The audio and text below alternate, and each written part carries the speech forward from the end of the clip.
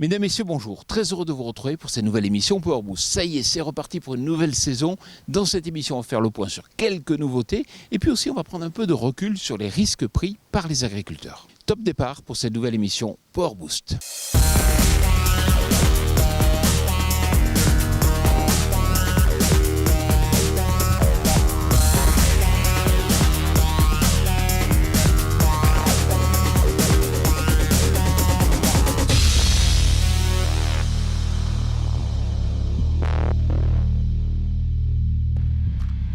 Alors, vous vous souvenez de comment s'était terminé le best-of de la semaine dernière ? Eh bien, autant pour moi, il y avait encore du best-of dans les tiroirs. C'est donc parti pour une série de flashbacks. Et tout d'abord, est-ce que vous aimez les noix ? Oui, c'est très bizarre comme question. Eh bien, si oui, vous verrez pourquoi il est indispensable d'acheter français. Nous reviendrons ensuite sur un petit coup de gueule destiné à Darmanin parce que les incivilités ne se déroulent visiblement pas que dans les stades de foot. Mon cheval, ma Camargue et moi chanter Georges Brassens, eh bien vous verrez Jean-Paul pourrait fredonner la même chose dans le dernier reportage de notre sélection. Alors ça y est, vous êtes prêts ? C'est parti pour un nouveau best-of et enjoy. Connaissez-vous les tractoristes préférés de vos concessionnaires ? Les résultats sont tombés. E-Class arrive en tête devant Kubota et John Deere. L'arrivée du constructeur japonais sur le podium éjecte Fendt du trio de tête. Les notes générales de Sam et Deutz demeurent quant à elles basses, mais elles sont en nette progression par rapport à l'an passé, ce qui tendrait à prouver que la relation avec les réseaux s'améliore. En revanche, la relation dans les réseaux Massey Ferguson, New Holland et Casi H semble plus tendue cette année. Claas et Trimble ont annoncé l'implémentation de systèmes de guidage GPS Pilot sur la moissonneuse-batteuse Trion en combinaison avec le terminal CEMIS 1200. L'agriculteur est-il un métier à risque ? C'est justement le sujet que nous avons souhaité traiter en reprenant différents reportages. Et par exemple, le risque de vol est bien réel dans les exploitations. Mauvaise nouvelle, des gens sont rentrés aujourd'hui dans votre magasin de producteurs, et quelque part ça pose la question de la sécurité dans les lieux isolés. Exactement. Nous, ça fait, là c'est le 5e ou 6e agression qu'on subit en l'espace de 2-3 ans. Et on sent que dans le monde périurbain, rural, on est un peu abandonné par tout ce qui est force de sécurité. Ils travaillent derrière, mais on n'a pas la même sécurisation qu'en ville, ça c'est clair. Qu'est-ce que vous avez envie de dire au ministre Gérald Darmanin ? Alors, monsieur le ministre de l'Intérieur, on va proposer un logiciel qui va s'appeler Allo Agri. Ce sera un numéro vert où tous les agriculteurs pourront renseigner ce qui leur arrive sur leur territoire. Parce qu'on s'est rendu compte qu'en fait, le monde agricole est souvent subit énormément de petites agressions, que ce soit via des voisins, via un peu l'administration, des violences au quotidien en fait. Et ça permettrait de faire une remontée des données en temps réel afin de prévenir des cas plus graves comme moi ce qui m'est arrivé avec l'attaque qu'il y a eu dans ma ferme cet été là, où des gens sont rentrés dans mes serres et ont tout pulvérisé au glyphosate, et ce qui m'a rendu malade par la suite. Alors il faut que vous précisiez que c'est la coordination rurale qui va proposer ce service. Exactement, en fait c'est avec mon porte-parole régional, on en a discuté et là on est en train de le mettre en place, le logiciel, et ça a été validé par le Conseil national de la coordination rurale qui s'est tenu le mois dernier.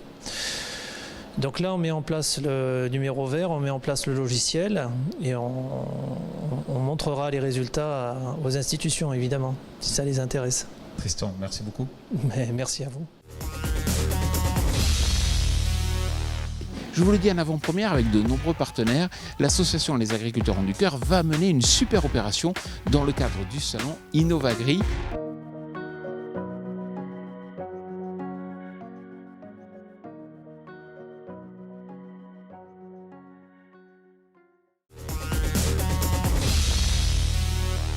Le risque, c'est bien sûr aussi le risque climatique. Alors, il y a eu la sécheresse cet été, et puis il y a quelques années, c'était l'hiver, le gel. Vous allez le voir avec ce producteur à la Drôme.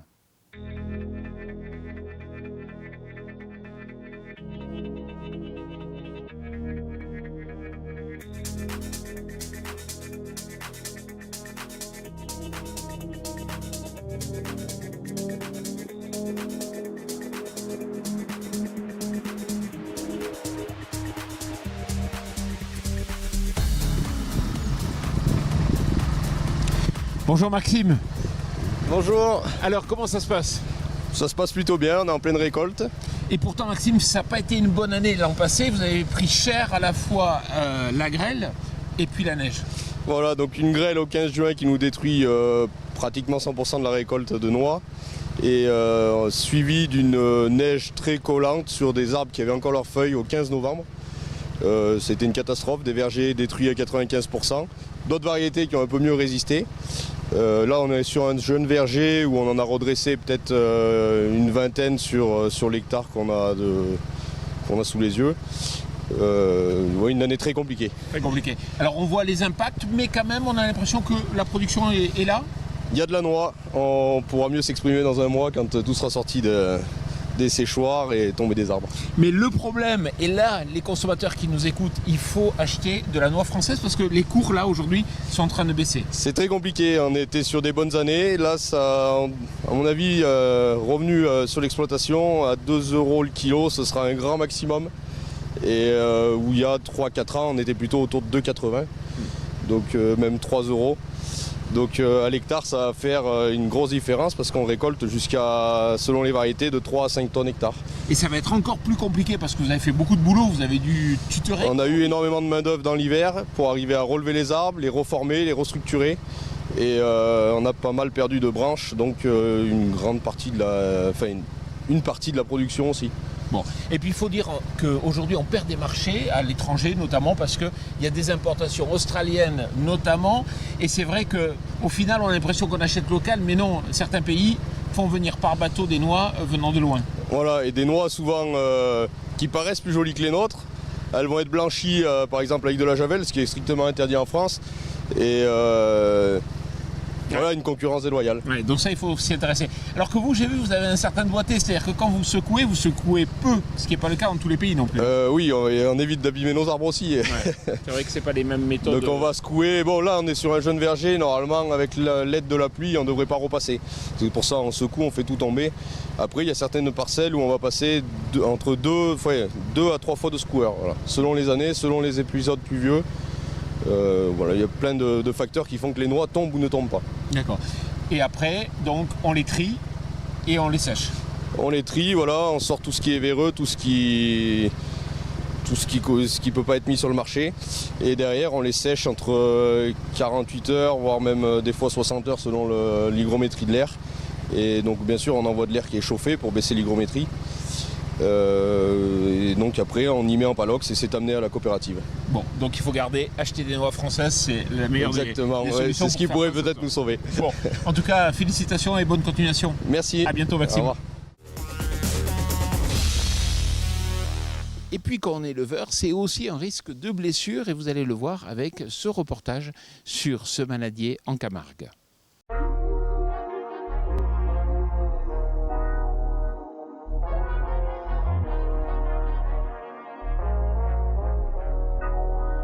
Bonjour Florent. Bonjour. Alors Florent, tu es un éleveur un petit peu particulier, raconte-moi.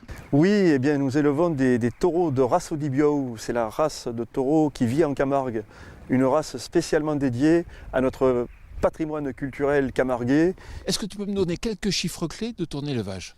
Oui, nous avons donc un cheptel de 190 têtes de bovins de race Odibiou, de taureaux de Camargue, sur une superficie de 200 hectares.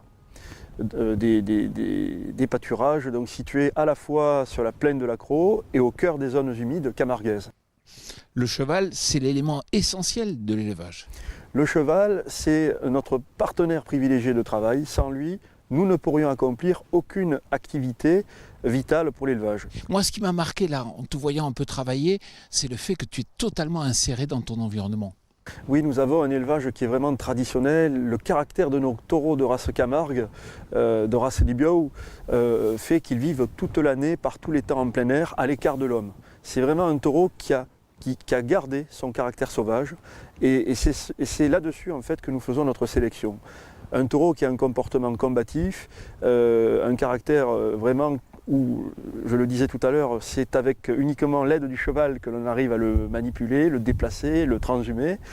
Et nous arrivons justement avec cet élevage-là à maintenir une biodiversité remarquable. de par aussi le phénomène de l'irrigation gravitaire, où nous alimentons par cet arrosage-là la nappe phréatique de la plaine de l'Accro. Grâce à cette irrigation, nous produisons ce foin, puisqu'on est sur l'aire géographique du foin AOC foin de Crau. Nous l'auto-consommons sur notre élevage et c'est un terroir remarquable. Oui, mais tu sais, dans l'émission Power Boost, on aime bien donner un peu des idées. Est-ce que ça marche ou pas aujourd'hui d'être éleveur comme ça à Manadier? Alors c'est une vocation, une passion que d'être éleveur de taureaux et chevaux de race Camargue. Dans mon cas, c'est aussi une transmission familiale puisque j'ai attrapé ce virus dans ma jeunesse auprès de mon grand-père et mon grand-père m'a transmis ses valeurs. Être manadier, c'est aussi savoir se remettre en question parce que fondamentalement notre structuration économique a évolué, nos activités ont évolué puisque au départ on était tourné uniquement sur la course camarguaise, puis après sont arrivées les festivités de type abriva de Bandide et puis actuellement et depuis même au-delà, depuis 25 ans, mes grands-parents et moi-même par la suite, avec ma maman, nous avons diversifié l'activité avec la création du restaurant, l'accueil de tous les publics, des scolaires, des séminaires d'entreprise, des personnes qui viennent passer un bon moment, mais un moment où ils viennent s'imprégner de notre culture de façon authentique. Et est-ce que, comme tous les éleveurs, tu es inquiet par la montée des mouvements animalistes notamment? Cette évolution sociétale frappe tout le monde de l'agriculture et tout le monde de l'élevage en particulier. Nous ne sommes pas épargnés et nous pensons qu'il faut être vigilant justement sur comment transmettre nos valeurs, comment transmettre nos savoir-faire, comment peut-on véhiculer finalement une image qui soit la plus sincère et la plus authentique possible, qui est notre quotidien. Aujourd'hui, parfois, et je vous remercie de nous donner cette chance de pouvoir communiquer là-dessus, certains médias peuvent justement travestir ce qu'est notre culture, ce qu'est la façon d'élever. De partout en France, il y a de formidables élevages. Eh bien, je trouve qu'il faut, pour tous ceux qui ont un doute en tout cas, nous on accueille tous les publics justement pour donner une image très claire, très limpide du lien qu'il y a entre le territoire, entre la terre, entre la façon dont on élève de façon vertueuse nos taureaux, avec beaucoup de respect. Et ici, à la manade Albert Chapelle, on sera toujours à bras ouverts pour transmettre notre patrimoine culturel parce que le taureau, ici, en Camargue, il a une dimension anthropologique. Il est au centre de notre culture, au centre de notre art de vivre. C'est lui qui nous rassemble et qui rassemble toutes les catégories sociales. Merci Florent. Merci infiniment de nous avoir accordé ce temps et surtout de se retrouver avec vous au cœur de la manade. On va aller voir les taureaux là. Allez, on va aller à camper les Biaou. Allez, on y va. Voilà, j'espère que cette émission Power Boost vous a plu. N'oubliez pas de nous retrouver chaque jour sur notre chaîne YouTube et puis bien sûr de vous abonner à notre page Instagram. Et puis surtout, n'oubliez pas de nous retrouver avec l'association Les Agriculteurs ont du cœur pour une super opération autour du rugby lors du salon Innovagri. Bonne semaine à vous.